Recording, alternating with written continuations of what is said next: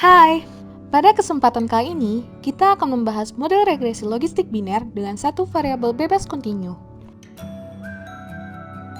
Model regresi logistik adalah salah satu model yang digunakan untuk mencari hubungan antar peubah respon kategorik dengan satu atau lebih peubah penjelas yang kontinu ataupun kategorik.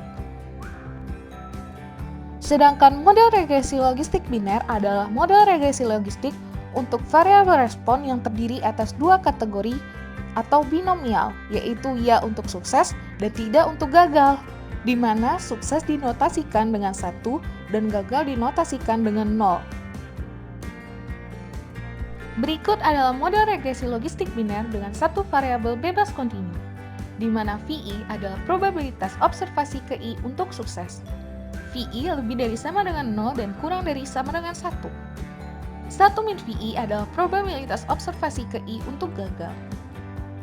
Contoh soal, akan dilihat pengaruh skor Graduate Record Exam atau GRE terhadap kelulusan seseorang dalam ujian masuk ke PT.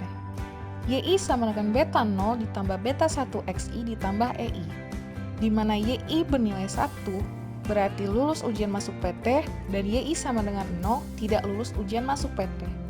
Sedangkan XI merupakan skor GRE.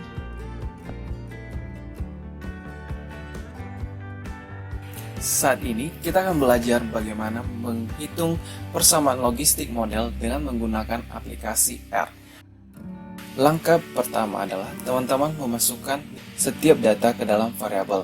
Dalam soal yang telah tertera sebelumnya, untuk status kelulusan terdiri atas nilai 0 dan 1, yang berarti 0 tidak lulus dan 1 berarti lulus. Dan data untuk variabel status GRE adalah sebagai berikut.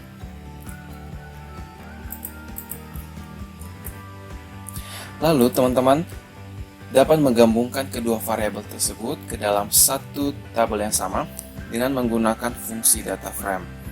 Sehingga bentuk data yang terbentuk adalah sebagai berikut. Langkah selanjutnya, kita perlu memeriksa data yang terbentuk. Dapat dilihat bahwa status kelulusan mempunyai bentuk data numerik, sehingga kita perlu mengubah data status kelulusan ke dalam faktor dengan menggunakan fungsi vektor untuk mengubah data tersebut. Sehingga dapat dilihat bahwa status kelulusan telah mengalami perubahan bentuk menjadi faktor. Selanjutnya, kita akan menentukan persamaan logistik model dari data tersebut. Fungsi yang digunakan untuk membuat persamaan tersebut adalah fungsi GLM dengan family binomial. Dari persamaan tersebut dapat dilihat bahwa persamaan logistik model yang terbentuk adalah min 15,7 ditambah 0,025x1. Langkah selanjutnya, kita dapat menguji setiap persamaan dengan menggunakan fungsi Waltz.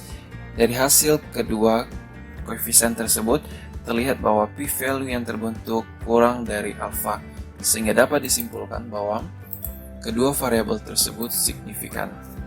Dapat pula ditentukan odds ratio dari koefisien masing-masing persamaan.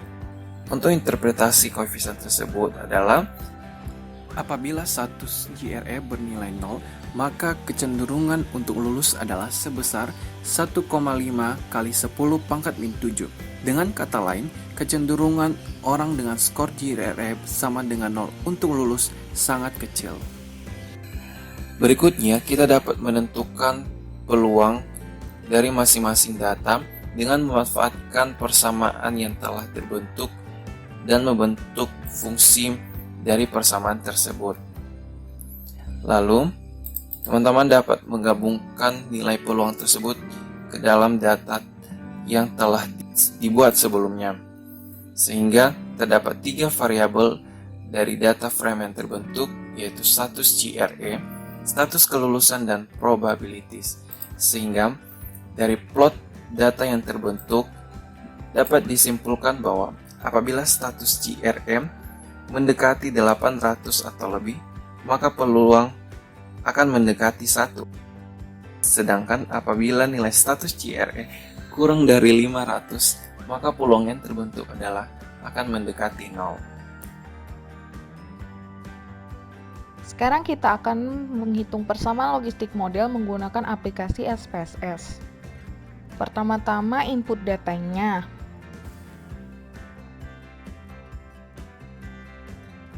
Kemudian klik Analyze,